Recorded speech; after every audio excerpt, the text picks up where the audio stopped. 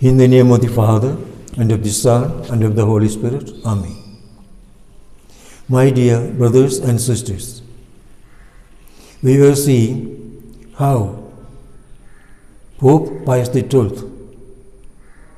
prepared the background for making this great annunciation or this great declaration that Our Lady was assumed body and soul into heaven, and to declare it as a dogma of faith. First he searched the opinion of the church as a whole. When the opinion was so encouraging, then he goes on to search the scriptures to find more and more ideas or more and more statements, sentences in the Bible which speaks about or confirms this faith that Our Lady's body was taken into heaven. And then after seeing yesterday we saw how the Holy Father was bringing together several allusions to the Assumption in the Bible. And then we saw from 2nd century onwards, this faith was already getting spread among the people.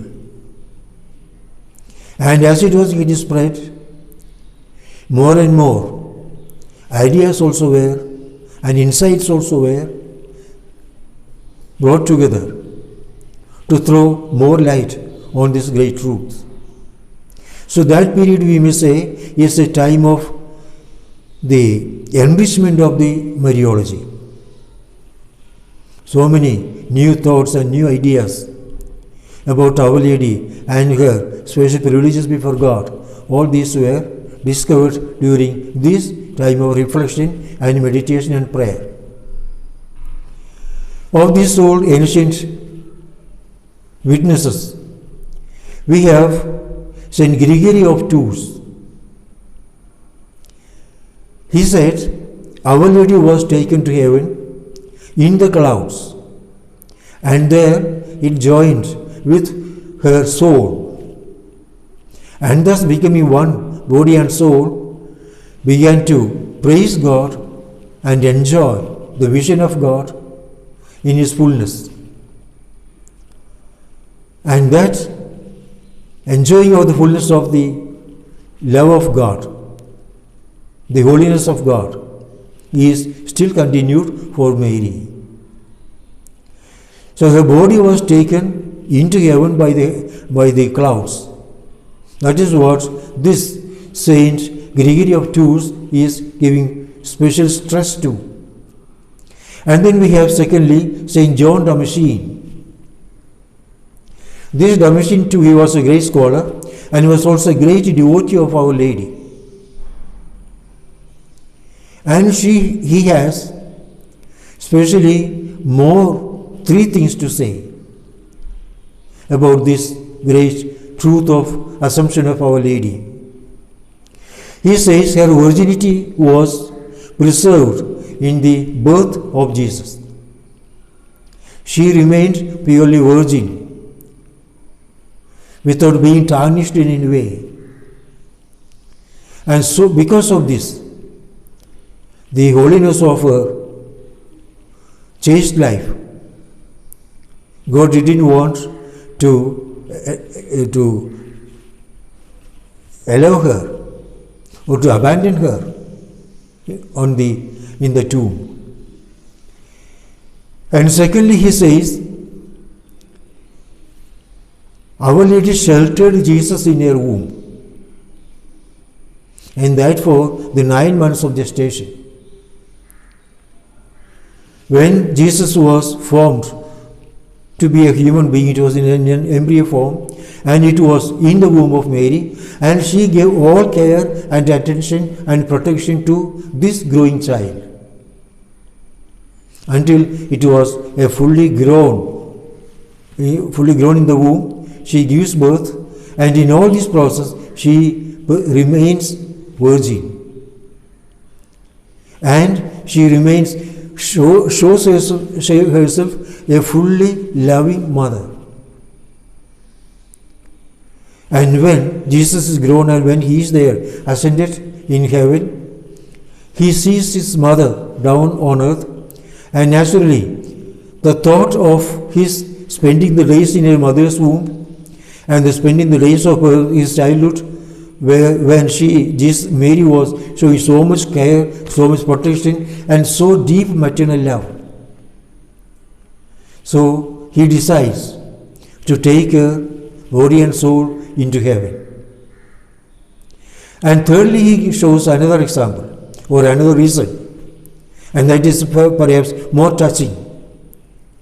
He says, she was standing at the foot of the cross, and there she looked into the face of Jesus, who was in agony.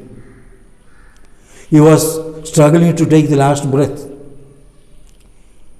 all covered with blood. And so, this was so piercing an experience for her. And the prophecy was there, a sword shall pierce your own heart. And many say this was the special time when that sword pierced her heart most cruelly. So she took on herself all the pains Jesus suffered on the cross. Though he did not suffer all those things in her body, more deeply she suffered all those in her soul.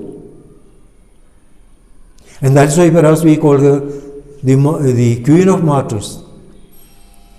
So deep was her share in the sufferings of Christ, the redemptive work of Christ. And so now, as a result of this suffering and this passion and death, God the Father raised him and is now seated at the right hand of the Father. And Jesus cannot just forget and just leave his own mother. So he allows her to be taken up to heaven. And there she is allowed to see the face of Jesus in all glory and splendor, sitting at the right hand of the Father as the universal King. So this was something like a great reward she received for the suffering she undertook when she was under the foot of the cross.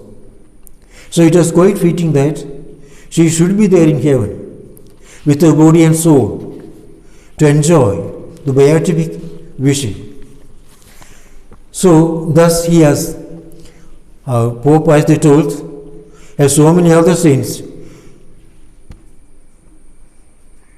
Saint Thomas Aquinas, Saint Bernardine of Siena, Saint Roberto Bellarmine, Bernardine, Francis Sales, and so many others. And all these saints prove that the truth that Our Lady was taken into heaven is something that so much touches their heart, their feeling, their emotion, their devotion. And they are proposing it for the whole church. So my dear brothers and sisters, let us take this great proclamation of the church to be one of great consolation for us. It is not just supposed to be studied, but that we may reflect, meditate, and may pray over it. Through reflections, through meditation, and through prayer, we have to get more power, strength, and our heaven-orientedness in our life. So let us thank the Lord for this great grace of coming to know more and more about Our Lady, and more and more about the truth of the Assumption of Our Lady. And let us be convinced that one day we too are to rise from the dead and to be assumed into heaven, where we are to join the heavenly group and praising God. In the name of the Father, and of the Son, and of the Holy Spirit. Amen.